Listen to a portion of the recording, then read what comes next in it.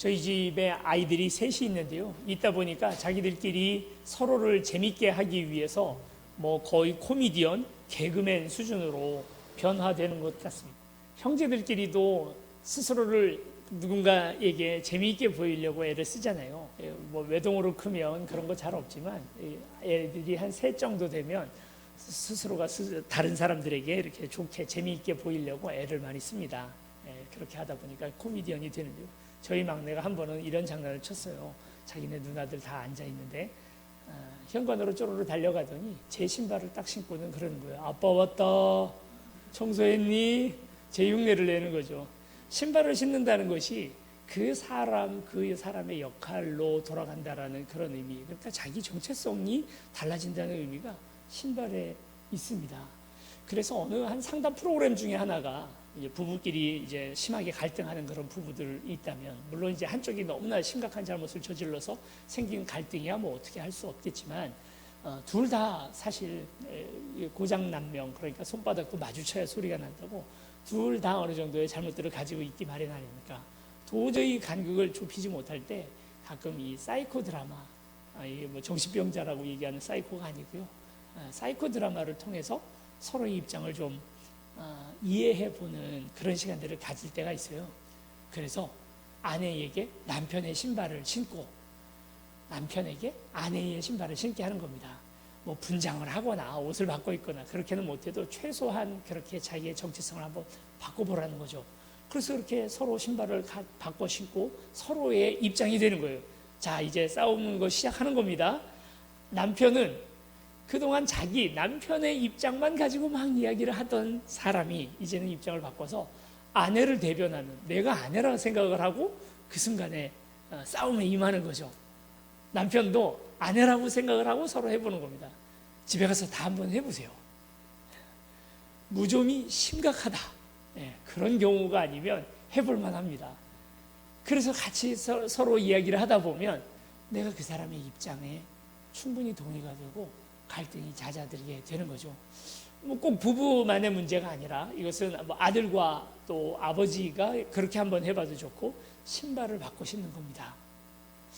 신발이라는 그 안에 정체성이 같이 들어있기 때문에, 그래서 오늘 우리의 과거 또 나의 입장, 내가 서 있는 자리가 바로 신발 아니겠습니까? 그래서 신발을 한번 그렇게 바꿔 신어 보는 거예요. 모세는 어떤 사람인가? 모세의 인생 오늘 우리가 쭉 살펴봤는데 40년으로 3번을 끊어서 얘기할 수 있죠. 이집트에서 왕족으로 살았던 40년, 그리고 이제 또 미디안에서 양치기로 살았던 40년, 그리고 이제 이스라엘의 영도자로 그들을 이끌고 가나안 땅으로 들어가게 되는 바로 그 광야 생활 40년으로 이렇게 인생을 잘라볼 수 있습니다. 다른 말로 하면 신발을 3번 갈아 신은 사람이라고 이야기할 수 있겠죠. 그의 정체성 자체가 그렇게 인생의 40년 단위로 크게 바뀌었으니까요. 원래 이 40이라는 숫자는 성경 안에서 고난, 그냥 고난이 아니라 연단을 위한 고난을 의미하는 숫자가 40이라는 숫자죠. 그래서 항상 40으로 성경에서 나올 때는 연단을 위한 고난들이 쭉 이어집니다. 그래 예수님께서 금식을 처음 하셨던 것도 40일 동안 금식을 하셨고, 이스라엘 백성들이 가나안 땅을 향하여 들어갈 때 가나안 땅에 그냥 그 상태로 들어가게 되면 나라도 안 되고 죽도 밥도 안 되겠다 싶으니까 하나님께서 40년 동안 광야에서 훈련을 시켜서 그래서 이 가나안 땅으로 들여보내는 겁니다. 40이라는 숫자가 그런 광야와 연단의 시간이 바로 40이라는 숫자죠. 그 연수가 조금 줄면 참 좋겠는데, 우리 인생에서 인생이 70년이고 강건해야 80이면 우리가 그 연단의 시간 2번만 딱 보내면 인생 끝나잖아요. 그러니 얼마나 참 이 한 번의 고난도 쉽지 않은데 40이라는 숫자가 적은 숫자는 전혀 아닙니다. 그런데 모세는 장수하긴 했어도 그 40을 3번이나 보냈던 정말 힘든 삶을 살았던 사람이 바로 모세라고 할 수 있을 것입니다. 모세 왕궁에서 고급 정치, 경제, 군사의 통치 기술들을 배웠다, 우리 이렇게 얘기할 수 있겠고요. 그리고 또 나머지 40년 동안 우리 미디안에서 광야에서 살아남기 위한 훈련 40년 동안을 우리 또 이렇게 보냅니다. 80년 동안 준비되었던 사람이 바로 모세입니다. 그런데요, 이 40년과 40년 사이에 작은 에피소드 하나가 오늘 우리가 읽었던 성경 앞부분에 있습니다. 2장 11절 말씀 우리 같이 읽어보시겠습니다. 출애굽기 2장 11절 읽겠습니다. 시작. 모세가 장성한 후에 한 번은 자기 형제들에게 나가서 그들이 고되게 노동하는 것을 보더니 어떤 애굽 사람이 한 히브리 사람 곧 자기 형제를 치는 것을 본지라. 여기 오늘 모세가 이집트에서 왕족으로 살아가고 있을 때 장성했다고 합니다. 이전엔 철 없고 그냥 뭐 세상 어떻게 돌아가는지 잘 모르고 했는데 인생을 보는 어떤 눈이 달라진 거예요. 성장한 거죠. 그래서 장성한 후에 한 번은 어떤 날 하루는 이게 우연인지 필연인지 본인이 의도했는지 몰라도 자기 형제들에게 갔답니다. 자기 형제라고 기록이 되어 있어요.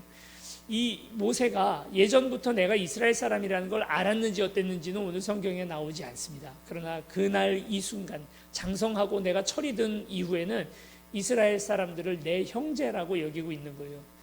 그러지 않을 수 있잖아요. 나는 입양됐고 나는 이제 양자고 난 이집트의 왕족으로도 충분히 편하게 먹고 살 수 있을 거라고 생각할 수 있었는데 내 형제라고 이스라엘 사람들을 인식하기 시작했다는 것입니다. 그래서 그들에게 가서 그들이 고되게 노동하는 것을 봤답니다.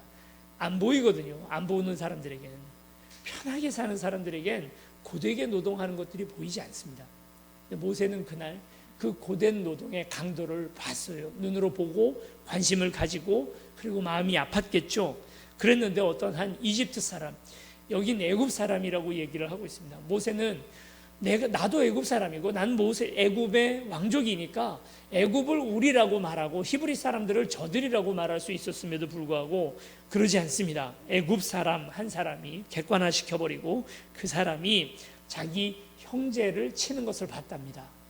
마음에 뜨거움이 있죠. 불의를 보고 참지 못하는 그의 성격도 있고 아주 젊은 치기가 이 안에 아주 우리가 너무 다분히 보입니다. 그래서 몰래 가서 이 애굽 사람을 죽이고 땅에다가 묻었습니다. 그렇게 하고 다음 날부터는 이제 내가 이 무지몽매한 사람들, 이스라엘 사람, 내 형제들을 내가 다스리겠다 해서 보니까 이스라엘 사람들, 히브리 사람들 둘이서 서로 싸우고 있으니까 그들에게 가서 내가 재판을 해주겠다고 합니다. 고대 세계에 있어서 어떤 이런 갈등이나 어려움들을 해결해 주는 사람이 바로 통치자예요. 영도자고 그 왕의 가장 큰 임무 중에 하나가 바로 재판 아닙니까? 지금 모세가 그 역할을 하겠다고 말하자면 정계 진출을 하겠다고 한 거죠. 그랬더니 이스라엘 사람들이 뭐라고 얘기를 합니까? 내가 너 어제 이집트 사람 죽이는 거 다 봤어. 너 그런 식으로 오늘 우리한테도 할 거야? 거절을 하는 거죠. 그냥 정중한 거절도 아니고 매몰차게 거절을 해버리는 거예요. 이 일로 말미암아 모세가 마음에 큰 상처와 실패감을 얻고 이제 미디안 광야로 도망가는 계기가 되었던 바로 사건이 이 사건 때문이죠. 젊은 나이에 모세는 이스라엘 사람들을 영도해 나가는 영도자로 자발적으로 참여했습니다. 그리고 이제 나중에 결국 우리가 그 결과를 아니까요. 나이 80에 하나님께서 보내셔서 다시 이 이스라엘의 영도자로 서게 됩니다. 둘 사이에 무슨 차이가 있을까요? 하나는 젊은 모세고 하나는 나이 많은 모세고, 물론 이제 그러다 보니까 연륜의 그 과정은 무시할 수 없습니다. 하나는 왕족으로서 세상 어떻게 돌아가는지 그 부분만 아는 그런 사람이고, 하나는 이제 미디안에서 겪을 거 다 모진 풍파 다 겪고 뭐 산전수전 공중전까지 다 겪은 그런 모세다. 그런 면에서 또 다르다 얘기할 수 있을 것입니다. 같은 임무입니다. 이스라엘을 이끌어가는 영도자로서 같은 임무인데 전혀 다른 결과를 냅니다. 이렇게도 생각해 볼 수 있지 않을까. 그래, 처음에 나이 40에 내가 이스라엘의 영도자가 되겠다 했을 땐 모든 사람들이 다 싫다 했잖아요. 거부하잖아요. 그런데 나중에 80살 되어서 돌아왔을 때 여러분 어땠습니까? 이스라엘 사람들이 좋아하나요? 모세를 보고? 여전히 반대합니다. 사람들이 반대하건 말건, 내게 경험이 있건 없건, 능력이 있건 없건, 젊었건 나이 들었건, 그것과는 전혀 상관없이 둘의 차이는, 가장 큰 차이는, 하나는 내가 하고 싶어서 하는 사역이었고, 그래서 그건 결국 꺾이고 고난이 오자마자 바로 도망가게 된 거고요. 나중에 나이 80되어서 돌아왔을 때는 이건 시킨 사람이 있거든요. 돌아갈래야 돌아갈 데가 없어요. 하나님 보내서 왔는데 어딜 돌아갑니까? 사명과 사명감은 다른 겁니다. 그냥 내 안에서 사명감이 그냥 생겨서 이거 꼭 필요할 것 같아서 하는 것도 너무 좋고 좋은 그런 일들이지만, 그러나 이 일은 고난이 오고 내게 좀 손해가 오면 금방 하고 싶지 않아지거든요.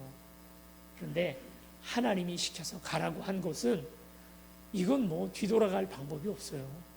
아무리 힘들어도 가야 되고요. 뭐 아무리 그 앞에 고난, 심지어 죽음이 나를 기다린다 하더라도 그 자리는 가야 되는 자리가 사명의 자리 아닙니까? 이 40년 동안에 사실 이런 일들이 벌어진 겁니다. 왜 모세는 이런 일들이 벌어졌나? 오늘 성경 출애굽기 3장에 하나님께서 모세를 부르는 장면에서 바로 오늘 우리가 그 힌트를 얻을 수가 있습니다. 어느 날 모세가 미디안에서 광야에서 그냥 양을 치는 삶으로 평범하게, 어찌 보면 그 인생이 아주 평탄하게 그 마무리되어 가고 있던 그런 중이었습니다. 우리 시편 60편에도 봐도 모세가 썼던 시 아닙니까? 근데 그 시에 뭐라고 얘기를 합니까? 이 사람의 인생이 70이요 강건하면 80이랍니다. 모세는 자기 자신 80살까지 살 거라고 생각했던 거예요. 근데 그 80에 인생이 마무리되어지는 바로 그 80에 하나님의 음성을 듣습니다. 뭐라고 말씀하십니까? 모세야, 모세야. 자기 이름을 부르는, 자기 전 존재를 부르는 하나님의 음성을 들어요. 그리고 이제 앞으로 40년 동안 120살에 하나님의 부르심을 느보산에서 받는 그 순간까지 수도 없이 하나님은 모세에게 지시를 하고 모세는 그 지시를 따라갑니다. 그런데 그 수많은 지시의 첫 지시가 뭐였는지 아십니까? 내 발에서 신을 벗으라고 하는 하나님의 명령이, 그게 첫 번째 지시였습니다. 신발, 앞서도 말씀드렸던 것처럼 우리의 정체성이라고 얘기할 수 있는, 내가 걸어온 길들을 다 의미하죠. 내 과거이고 나의 습관 방식이고 그리고 또 나의 정체성 전체를 신발이라고 이야기할 수 있을 것입니다. 그 신을 벗으라는 겁니다. 그동안 모세가 했던 실패의 경험, 이전에 가졌던 그의 거절 감정, 이스라엘 백성들로부터 상처받았던 모든 생각들 다 벗어놓으라는 겁니다. 그것 붙들고 살지 말라는 거죠.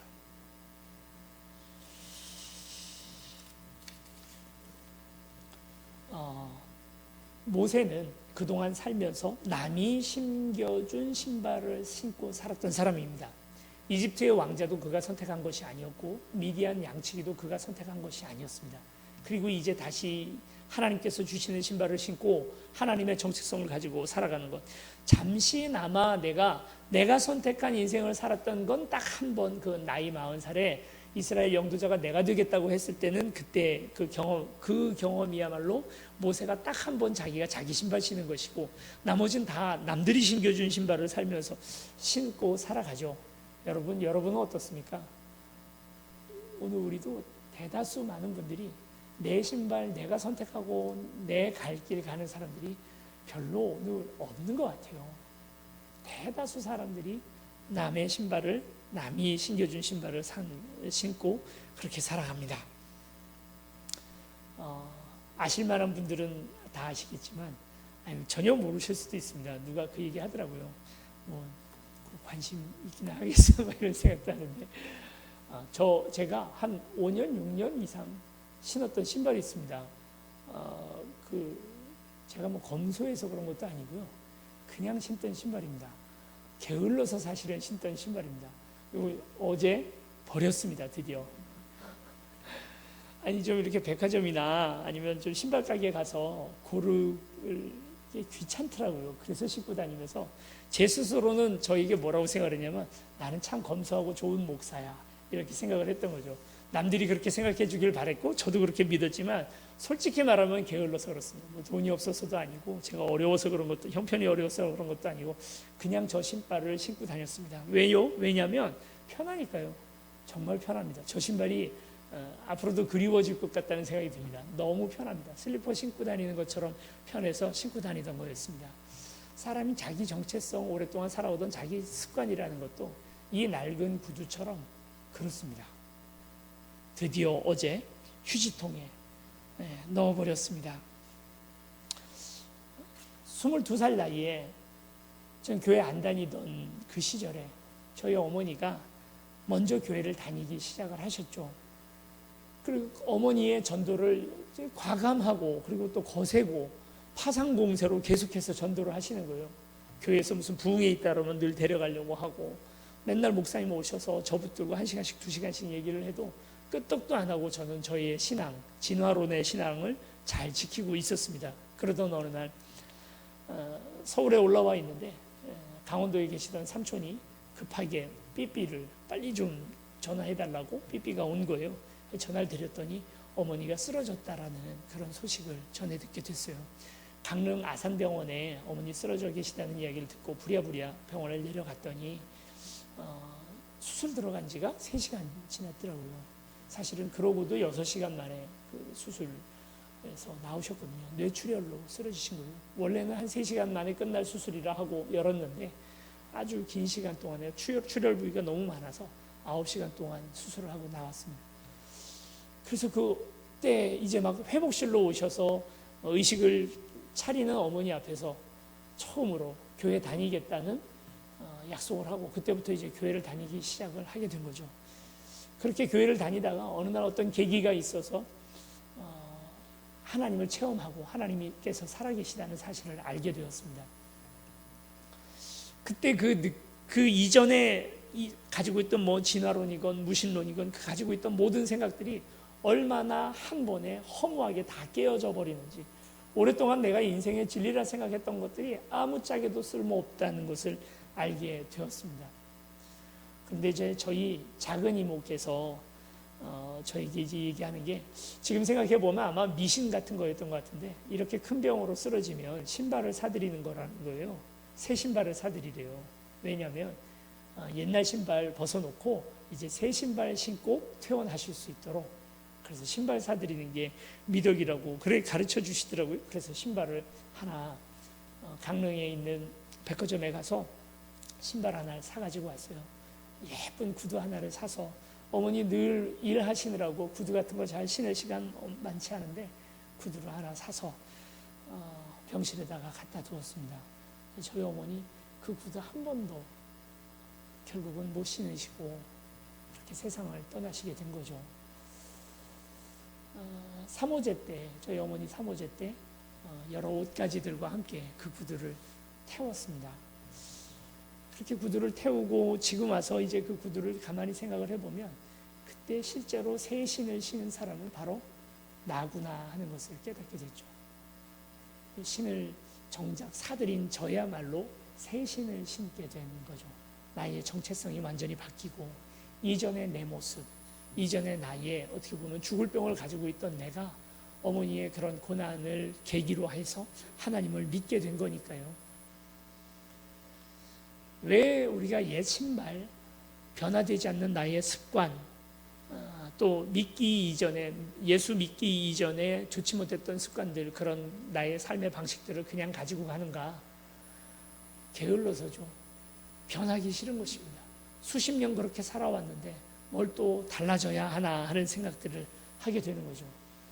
최근에 코로나 사태로 말미암아 오늘 우리 사회가 참 많은 변화들을 이제 우리가 겪게 되었습니다. 여러 익숙한 것들을 우리가 다 내려놓아야 하는 그런 상황이 됐어요. 예전에는 뭐 그냥 편하게 만나고 편하게 만지고 또 그런 것들이 다 익숙했었는데, 갑자기 온 세상이 우리를 보고 달라지라고 변화되라고 하니까 이건 뭐 나이 많은 분들이건 젊은 분들이건 다들 이것 때문에 많이 불편하고 더 참지 못하고 힘들어지는 것 같습니다.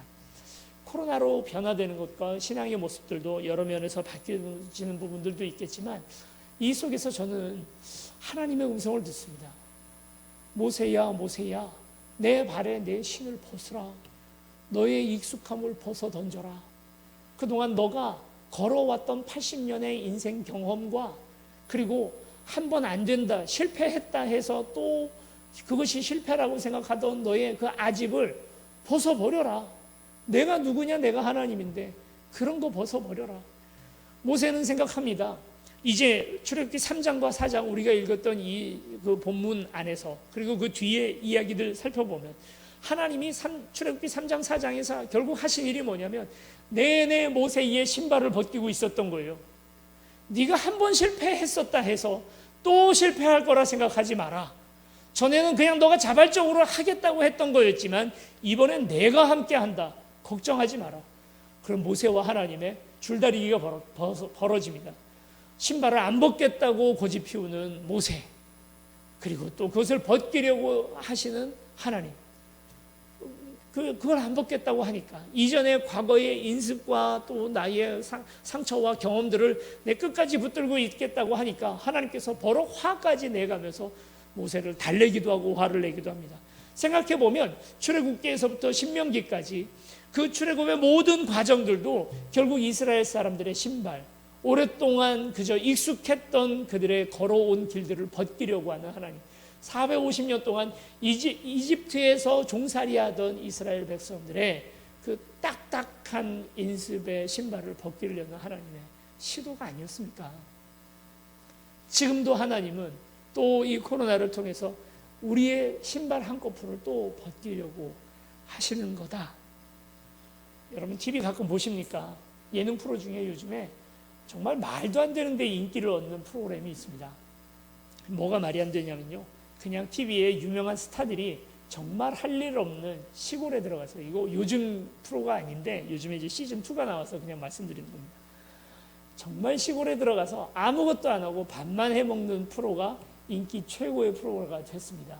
삼시세끼라고 하는, 발음 잘해야 됩니다. 삼시세끼라고 하는 그런 프로인데요, 뭐 다른 거 안 해요. 산골 편이 있고 어촌 편이 있는데 어촌 들어가서 아무것도 안 하고 그냥 밥만 해먹습니다. 근데 그게 그렇게 재밌어요. 근데 이 삼시세끼 어촌 편에 보면 유해진이라고 하는, 여러분 누군지 아마 다 아실 겁니다. 아무리 봐도 잘생긴 부분이 하나도 없죠. 저 배우 할 수 있는 얼굴이 전혀 아닌데 인기 있는 배우가 되고, 또 뭐 그런 분이 이제 유해진 씨인데, 거기에 보면 어촌에서 식량을 자급자족을 해야 되잖아요. 그래서 늘 낚싯대를 가지고 갯바위에 갑니다. 낚시를 합니다. 한 마리도 못 잡아요. 결론은 뭐냐면 한 마리도 못 잡고, TV에서 그래도 뭔가 좀 연출이라도 해서 낚싯대에다가 물고기 한 마리라도 좀 걸었다가 잡는 척이라도 해서 이렇게 보여줄 수도 있는데, 그냥 적나라하게 현실을 보여줍니다. 아무리 낚싯대를 던져도 물고기 한 마리 잡아내는 일이 없어요. 늘 그냥 그 갯바위에 붙어있는 조개나 몇 개 따가지고 와서 그걸 또 차승원이라고 하는 그 톱스타죠. 근데 그 톱스타가 밥을 해서 그걸 밥 먹고 사는 이야기입니다. 그런데요, 5년 만에 다시 그 프로그램을 다시 시즌 뭐 3인가요? 뭐 이렇게 시작을 했는데, 유해진 씨가 바다에 나가서 참돔을 잡는 장면이 나왔습니다. 그냥 조그마한 놀래미 같은 작은 그런 물고기가 아니라 이렇게 커다란 참돔을 잡아가지고 오는 겁니다. 본인 자신도 놀라고 스태프들도 다 놀라고, 뭐 차승원 거기에 출연하는 모든 출연진들도 다 놀랐습니다. 불가능하다 생각했어요. 그 바다엔 물고기가 없다고까지 생각을 했어요. 그랬는데 이렇게 커다란 참돔을 잡아가지고 오는 거죠. 밤새도록 그물질을 하였는데 한 마리의 물고기도 못 잡은 베드로는 자기의 경험 안에서 이 바다는 이제 물고기 없어 라고 생각했을 겁니다. 불가능할 거라 생각을 했을 거예요. 해도 반복된 실패의 경험은 오늘 우리에게 실패가 당연하다고 느끼게 만듭니다. 그런데 그 넓은 바다에서 물고기 한 마리 잡아내면 그 바다는 물고기 있는 바다인 거예요. 잡을 수 있는 겁니다. 딱 한 번의 성공이 그동안 당연한 실패라 생각했던 것들의 상황을 완전히 바꿔버리는 것 아닙니까? 밤새도록 그물질하였지만 한 마리도 못 잡았던 베드로가 깊은 곳에 그물을 던지라고 하는 예수님의 말씀에 의지하여 나아갔더니 되는 겁니다. 하나님 말씀 없이 실패의 길로 가던 한 사람이 이제 말씀 붙들고 한 번 더 했던 시도가 이렇게 대박난 인생으로 바뀌어지게 되더라는 거죠. 왜 여전히 이전에 안 됐다고 하는 과거의 경험을 낡은 신발같이 품고 삽니까? 내가 나이 40살에 나도 그거 다 해봤어. 지금은 나이 이제 힘들고 나이도 80이고 좀 있으면 하나님 앞에 갈 사람이 내가 이제 뭘 한다고, 40대도 안 되는데 80에 뭐 한다고. 그게 모세의 생각이었다면 하나님께서는 그 생각을 벗겨버리십니다. 우리가 그동안 걸어왔던 길에 당연이라고 하는 말들을 철저히 깨십니다. 우리 하나님이 참 즐겨하시는 취미생활 중에 하나가 우리의 당연을 깨시는 하나님, 늘 해오던 일들에 변화를 주시는 하나님, 우리가 달라지기를 원하시는 하나님이 우리 하나님이죠. 먼저 광고를 좀 드리면 7월 1일 날 저희 첫 새벽 예배를 드립니다. 매달 하던 첫 새벽 예배죠. 우리 새벽 예배 지금 우리 세운교회 4명이 새벽 예배를 드리고 있습니다. 준수한 성적입니다. 우리 목회자들 사이에 뭐라고 얘기를 하냐면 성도들의 10분의 1 정도가 새벽 예배 나온다라고 했을 때 우리 교회 4분 정도의 귀한 성도님들이 새벽 예배, 지금 한 분이 몸이 아프셔서 못 나오고 계시고 4분 또는 5분 정도가 지금 새벽 예배를 드리고 있는데요. 오랜 인습에 의하여 새벽 예배는 당연히 안 나간다고 생각하던 여러분의 생각에 신발을 벗어 던지시기 바랍니다. 새 신발을 신으시기 바랍니다. 7월 1일 설마 저분이 나오실까? 설마 내 남편이 새벽 예배에? 라고 했던 그 놀라운 기적이 5시 반입니다. 이사야서 7월 1일이면 이사야서 3장을 가지고 말씀을 이제 우리가 함께 나누게 될 텐데, 설마 저분이, 설마 세움교회가, 당연히 세움교회는 이렇고 당연히 저 사람은 저렇고 라고 했던 모든 신발들을 벗어내야 됩니다. 우리 하나님이 그걸 즐겨하시고 가장 기뻐하시고, 당연히 나쁜 사람이라 생각했던 사람이 변화되는 것처럼, 당연히 바리새인이라 생각했던 바울이 하나님의 복음의 전달자가 되었던 것처럼, 당연히 진화론자라 생각했던 정용주가 목사가 된 것처럼, 여러분 우리의 가지고 있던 그 당연을 벗어 던지고 하나님 앞에 나아갑시다. 저는 이번 코로나 사태가 바로 하나님의 벼락 같은 음성으로 오늘 우리를 향하여 당연을 벗어 던지고 변화된 새 사람을 입으라고 하는 하나님의 음성으로 들립니다. 오늘 그 하나님 앞에, 신발을 벗으라 하는 그 하나님 앞에 오늘 찬양하며 기도하며 나아가는 저와 여러분들이 되기를 축원합니다. 함께 찬양하시겠습니다. 주님, 내가 여기 있사오니 나를 보내주시옵소서. 주님의 음성이, 내가 주님 없이 사명을 받아 그 사명으로 사명감으로 살아왔던 삶이 아니라 이제는 그 음성을 벗삼아 하나님께서 가라 하시는 그 길들을 가는 오늘 우리가 되었으면 좋겠습니다. 우리 같이 찬양하시겠습니다.